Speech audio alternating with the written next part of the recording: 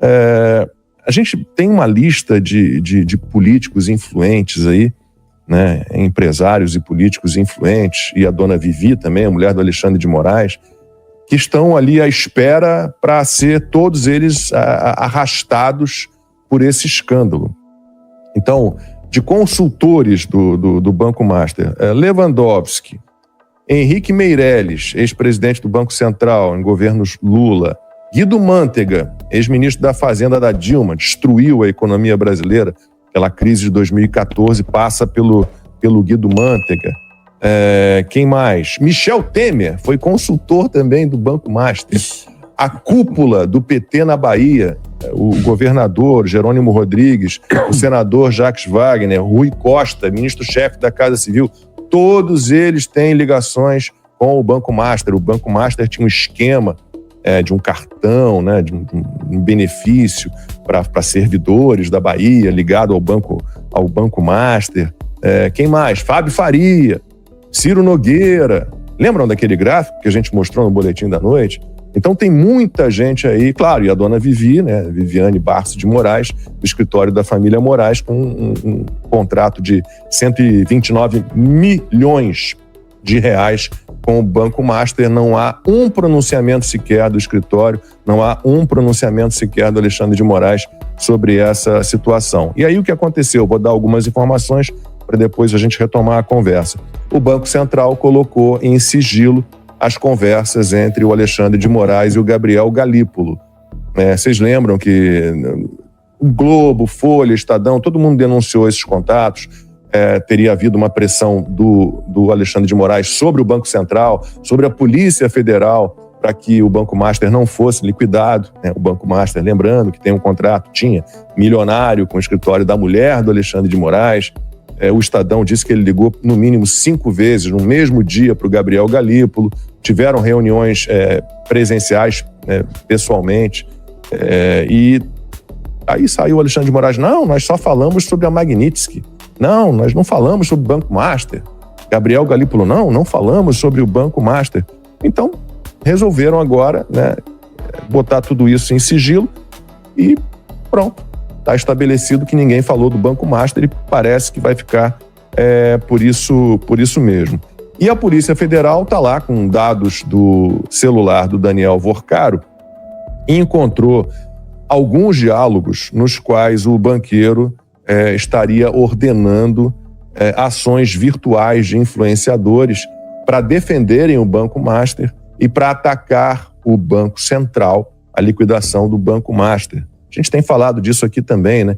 Teve um influenciador que teria recebido 2 milhões de reais para fazer produção de conteúdo em defesa do banco do Daniel Vorcaro, né? Então, tudo muito, muito estranho. E também a Polícia Federal também tem acesso a contratos de confidencialidade entre o Banco Master e alguns influenciadores, e uma previsão de multa nesses contratos de 800 mil reais em caso de quebra do sigilo. E aí, para atrapalhar a vida do Daniel Vorcaro, do Alexandre de Moraes, de todos esses que eu citei, o que aconteceu? Os Estados Unidos reconheceram a liquidação do Banco Master, né? E aí isso permite que a empresa liquidante, né, tenha acesso aqui nos Estados Unidos às informações sobre os bens e os papéis das instituições.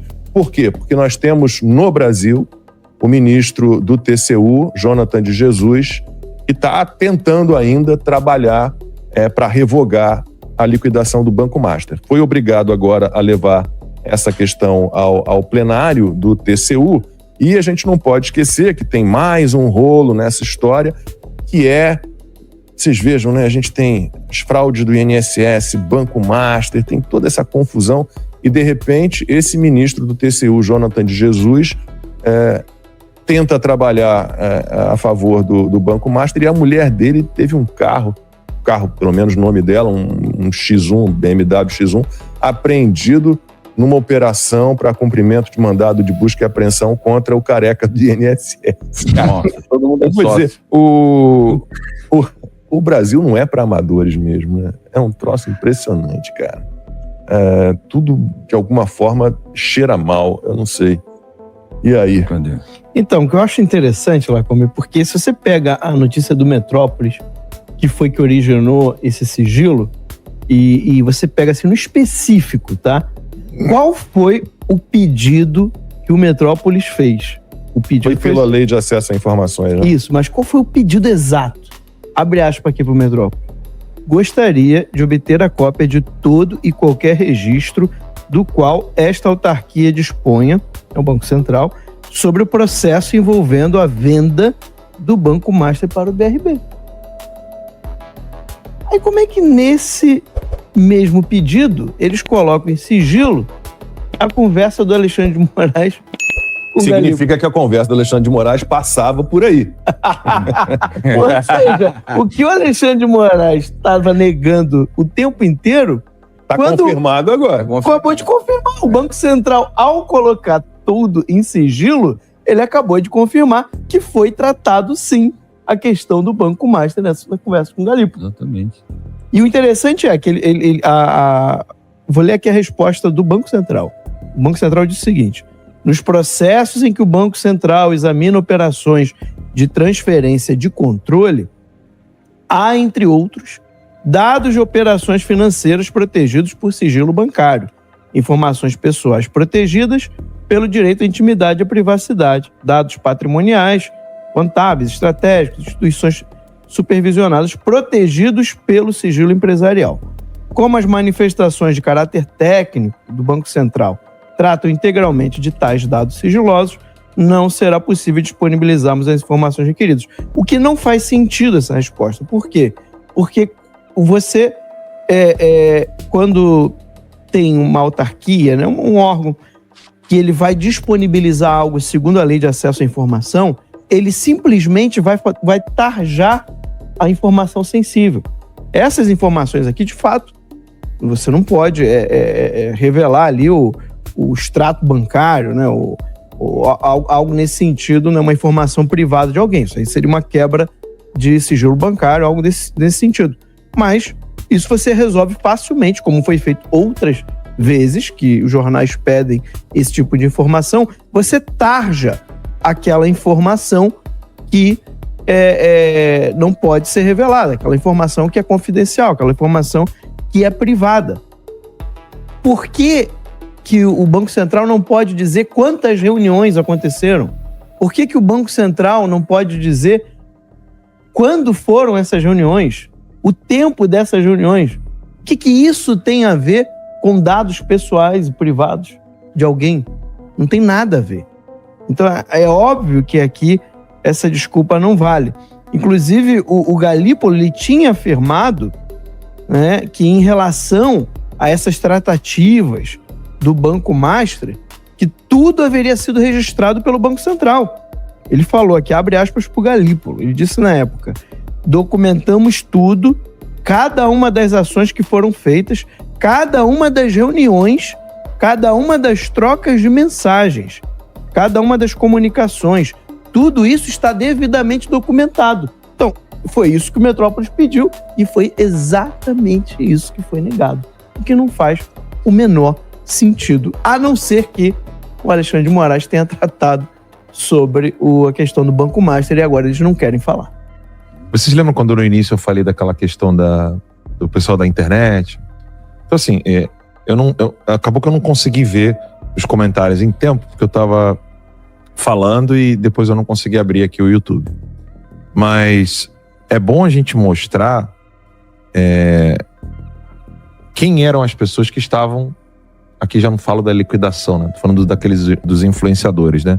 João Guilherme Chagas Gabriel, que é dono da Alfinetei, Babadeira, que é sócio junto com o Marcos Almeida, Seu Filme Favorito LTDA, Seu Dorama Favorito LTDA e Histórias Chocantes LTDA. Essas empresas são do João Guilherme Chagas Gabriel. A empresa do Marcos Almeida de Lima, Alfinetei e Babadeira, junto com o João Guilherme.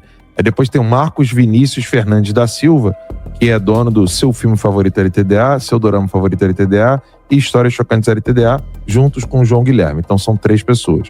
E tem a Miranda Comunicações, que fez o meio de campo, que é a agência que fez a intermediação e o cliente é o Daniel Vorcaro. E a galerinha tá aí falando, não tem nada com isso não tem nada a ver com isso não. Só que assim, de novo, cuidado, né, com perfis que você segue, que você acaba gostando do conteúdo. A mensagem pode ser maravilhosa, mas presta atenção, fiquem atentos. Isso é um pouco de educar o eleitorado, é quase uma educação cívica.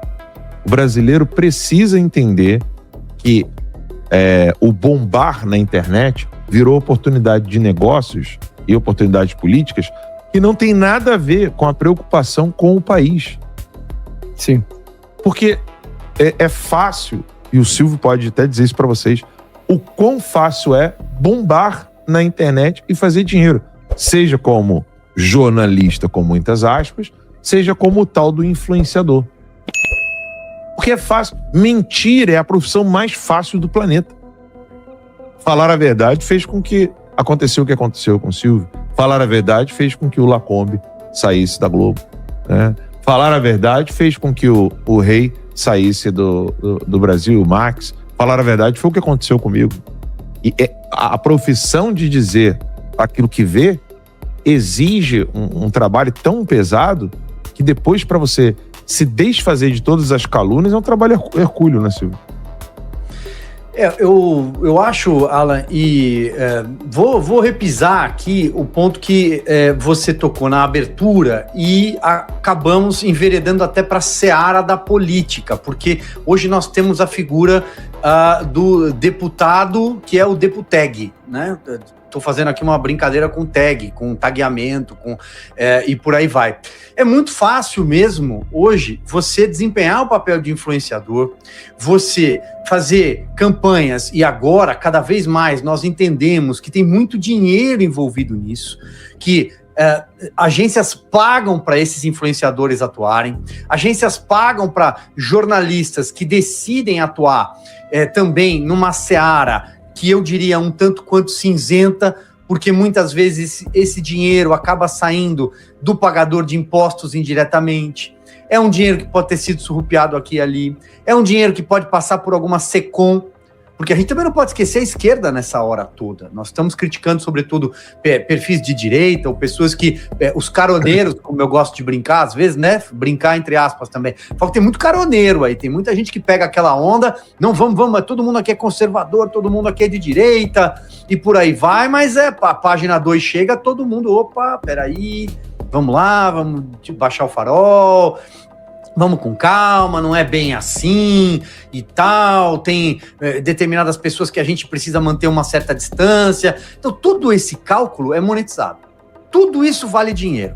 Você já trouxe também a informação de perfis que são criados usando nomes de outras pessoas, que algumas têm credibilidade, algumas têm estrada, e por aí vai. Aí você vai montando. E até chegar nessa figura do político, que eu também tenho criticado. Eu acho que muita gente pegou carona na direita desde a eleição de 2018, quando o presidente Jair Bolsonaro larga como um azarão àquela altura, até a eleição, sobretudo a eleição de 2022, porque ele elege muita gente. E ali forma-se uma maioria que poderia sim ter impedido muita coisa que a gente assistiu nos últimos anos. Mas não, tá todo mundo no TikTok, tá todo mundo no Instagram, tá todo mundo indignado no X. Acontece determinada situação no Congresso Nacional, ou mesmo, às vezes até envolvendo um projeto, uma anistia e por aí vai, mas você entra no X e você fica impressionado. Você fala assim, olha, se esses 35 aqui que estão se manifestando por meio de um vídeo bem feito, aliás, muito bem feitinho ali, tivessem no plenário fazendo isso, o barulho era diferente. Basta pegar o regimento, colocar debaixo do braço e trancar uma votação. Basta pedir uma votação, uma verificação de quórum, insistir por uma votação nominal. Basta derrubar uma sessão, não dar quórum, apresentar um requerimento. Tem assessores competentes lá, inclusive de carreira, para auxiliar nas bancadas. Mas não, tá todo mundo lá, né? Votando pelo Infoleg, fazendo vídeo. Então, eu acho que é tudo. Eu acho que a gente coloca nessa hora... não sei se me faço explicar aqui, mas a gente põe todo mundo na mesma prateleira e fala, para onde é que vocês vão? Aliás, o presidente Jair Bolsonaro está na situação que está. tem muita gente aí que eu não vi nem vídeo de TikTok. Desde influenciadores e jornalistas que chegaram onde chegaram, como nomes defensores da direita, do bolsonarismo e por aí vai, os ideológicos também, até aqueles que estão, neste momento, tem 1 ano de mandato para cumprir lá em Brasília. Cadê? Eu não vi falar nada. Tem várias pessoas aí com mandato, com poder, que não se manifestaram sobre o estado de saúde do presidente Bolsonaro. Não se manifestaram sobre o que o Alexandre de Moraes fez com o Conselho Federal de Medicina. Um absurdo o que ele fez com a classe médica brasileira. Com um conselho que representa, e é federal, os médicos do Brasil. Eu acho que, de novo, não sei se de alguma forma ela misturei aqui, mas eu quis colocar todo mundo na mesma prateleira para dizer, ou o Brasil agora, ou você toma lado, e aí, evidentemente, também tem um custo tomar lado, assumir as suas posições sem medo, politicamente, independentemente da função que você exerça na sociedade, ou então pode começar a se lamentar desde já, porque esse establishment, esse sistema, eles não vão entregar os pontos tão facilmente em outubro, não. Eles vão lutar também. Essa mistura da qual o Silvio fala, vou propor um desafio pro Rei, para ele, da quinta-feira que vem, trazer uma música, sei lá, Deixa eu escrever. Mistureba, porque o Max trouxe mais um contexto aqui para essa história do Banco Master. Então você pode botar aí TCU, BC, Banco Master, fraudes no INSS e PCC, né, Max? Porque a gente sabe que alguns fundos do Banco Master tinham ali um dedinho, uma mãozinha do PCC. Cara, então você veja a mistureba que é o nosso país. Cara. Exatamente, Lacombe. E tá aqui, né? Foi a Folha quem publicou hoje essa matéria dizendo que 6 fundos investigados no caso Master têm ligação com a operação que mirou o PCC. E quem fez essa relação, né? Quem jogou essa possibilidade lá atrás? Alan dos Santos. Lembra quando você falou que aquela investigação do PCC podia estar relacionado com essa história do Banco Master? Sim. E que a esquerda queria pegar gente do Centrão e aproveitou o que estava acontecendo para botar isso em voga, né? Para mostrar, né? Para poder mostrar isso para o que estava acontecendo. Pois é. Então agora a Folha publicou hoje, tá? O Master não respondeu os questionamentos da Folha, tá? A publicação aconteceu e não teve nenhuma resposta do Banco Master. Então, o Banco Central identificou 6 fundos de investimento suspeitos de fazerem parte do esquema de fraude, tá? O esquema bancado pelo Daniel Vorcaro, né, o dono do Master.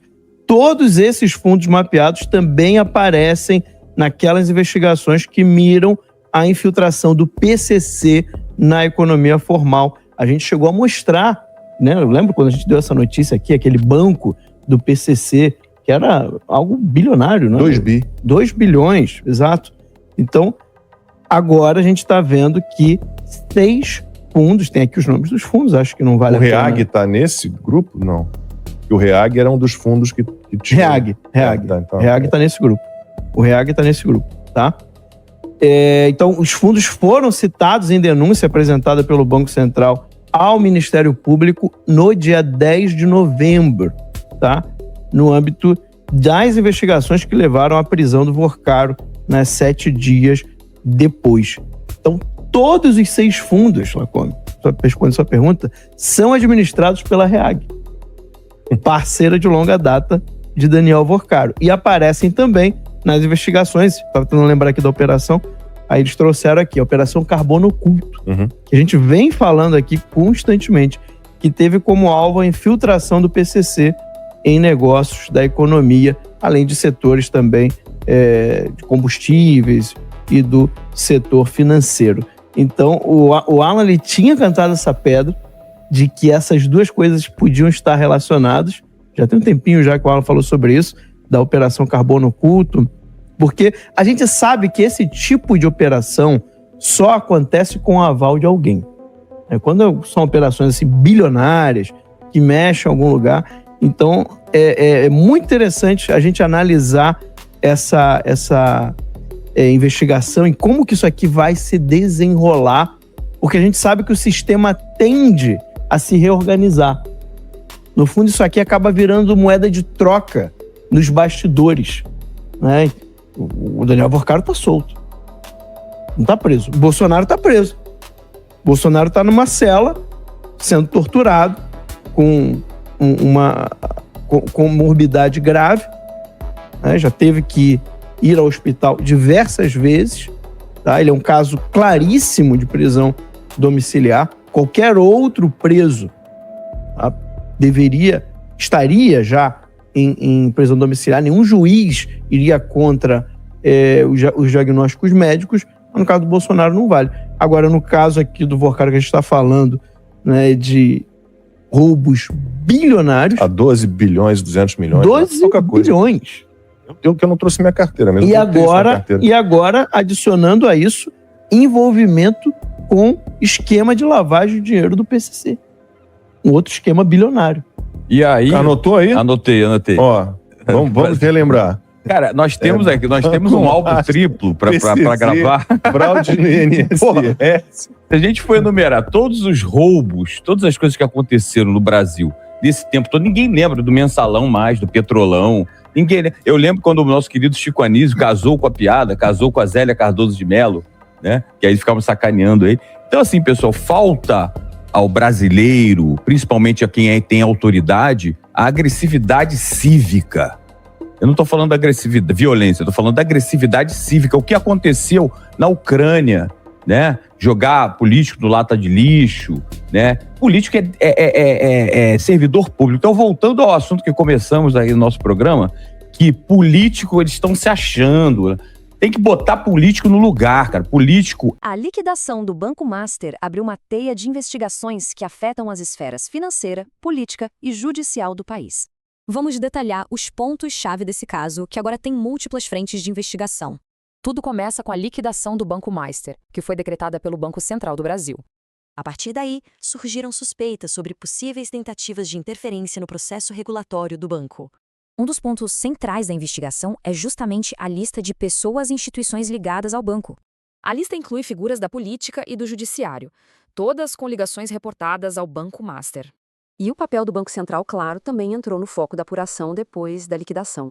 Depois que a imprensa noticiou o contato, o Banco Central colocou todos os registros relacionados sobre sigilo. Oficialmente, a justificativa foi a proteção de sigilo bancário, empresarial e de dados pessoais. Só que essa medida gerou especulações de que as conversas eram, sim, sobre o caso do Banco Master. O caso não ficou só no Brasil. A investigação acabou ganhando uma dimensão internacional. Essa linha do tempo resume os principais passos legais desde que a liquidação foi anunciada. Esse reconhecimento dos Estados Unidos é importante. Ele permite o acesso a ativos e informações do banco por lá. E além de tudo isso, surgiram 2 novas investigações, ampliando ainda mais o caso. A primeira delas apura uma suposta campanha com influenciadores para defender a imagem pública do banco. Esses contratos teriam multas altíssimas para garantir que ninguém falasse sobre os pagamentos. A segunda investigação é ainda mais grave. Ela aponta uma possível ligação com o crime organizado. A apuração conecta fundos do caso Master à Operação Carbono Oculto que mira o PCC. No centro dessa nova apuração estão, ao todo, 6 fundos de investimento. E um detalhe, são os mesmos fundos que o Banco Central já tinha apontado aos procuradores. Com tantos fatos interligados, a grande questão que fica é sobre a responsabilização de todos os envolvidos.